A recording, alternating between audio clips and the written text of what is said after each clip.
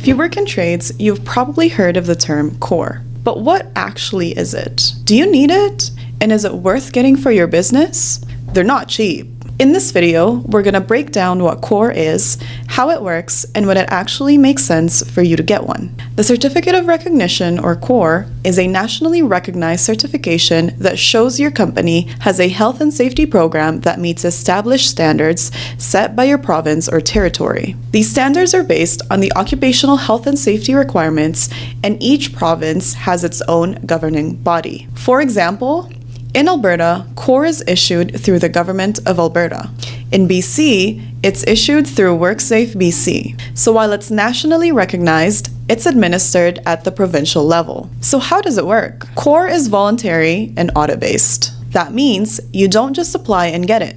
You have to build out a safety management system, implement it, and then go through an external audit to verify that it meets the required standards. It's designed to help companies not just create safety programs, but actually maintain and improve them over time. The end goal is to reduce incidents, prevent injuries, and lower both human and financial costs that's associated with workplace accidents. There's usually two types of COR: the standard COR and small business COR, which is called small COR in BC and COR in Alberta and Ontario. The main difference comes down to the size of your business. In Alberta, if you have 10 or more employees, you would apply for the standard COR. If you have fewer than that, you'd apply for the COR. In BC, the cutoff is a little bit different. If you have under 20 employees, you would fall under the small COR, and anything above that would be a large COR. So make sure to do research for your province to know the cutoff requirements. But regardless of size, the idea is the same. Whether you're a team of 5 or 500, getting COR means that your safety program meets recognized standards. So do you actually need COR? The answer depends on where you are and what type of business you have.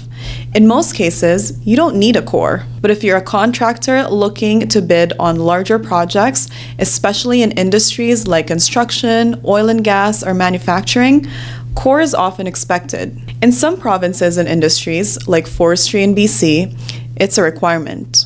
So while it's voluntary, in most cases, it can be a requirement depending on the work you want to pursue. So when should you consider getting COR? Well, if you're planning to bid on larger contracts, work with major clients, and you want to qualify for their projects, or you operate in higher risk industries, then it's definitely something you should be looking into. Aside from being able to bid on bigger projects, there are also other benefits in getting COR. This includes increased credibility.